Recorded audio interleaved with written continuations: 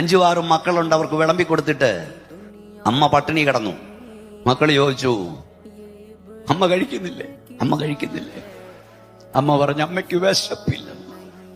മക്കൾക്ക് പാപിരിച്ചു കൊടുത്തിട്ട് അമ്മ തറയിൽ കിടന്നു. മക്കൾ ചോദിച്ചു, അമ്മ പായിൽ കിടക്കാത്തതെന്താ? അമ്മ പറഞ്ഞു, അമ്മയ്ക്ക് പായിൽ കിടക്കുന്ന ഇഷ്ടമല്ല. ഉള്ള തലയണ മക്കൾക്ക് കൊടുത്തിട്ട് അമ്മ വെറും തറയിൽ കിടന്നു. മക്കൾ ചോദിച്ചു, മമ്മി എന്താ തലയണ വെക്കാത്തെ? മമ്മി പറഞ്ഞു, തലയണ വെച്ചാൽ തലവേദന എടുക്കുമെന്ന്. കേട്ടോ, ഒത്തിരി കള്ളങ്ങൾ പറഞ്ഞാ നിന്റെ തള്ള നിന്നെ വളർത്തിക്കൊണ്ടുവന്നത്. ഞാനിവിടെ പറഞ്ഞത് ഒന്നുകൂടെ ആവർത്തിക്കാം.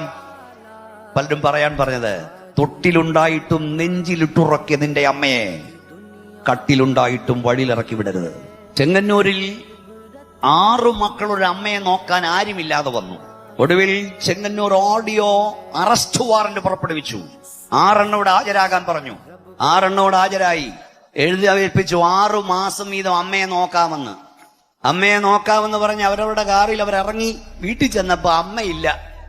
അമ്മയോടെ ഉണ്ട്, ഡെഡ് ബോഡി അവിടെ കിടപ്പുണ്ട്. ആത്മഹത്യ ചെയ്തതല്ല പാസ്റ്ററെ, അമ്മയെ ദൈവം അങ്ങ് കൊണ്ടുപോയെന്ന്. നീ ഒന്ന് നോക്കണ്ടെന്ന് എന്റെ ദൈവം പറഞ്ഞു. നിനക്ക് ദീർഘായുസ്സുണ്ടാകാം, നിന്റെ അപ്പനെയും അമ്മയും ബഹുമാനിക്കണം. ഇത്തിരി നാളോട് അപ്പനെ കിട്ടിയാ കൊള്ളാമായിരുന്നു, ഇത്തിരി നാളോട് അമ്മയെ കിട്ടിയാ കൊള്ളാമായിരുന്നെന്ന് കൊതിക്കുന്ന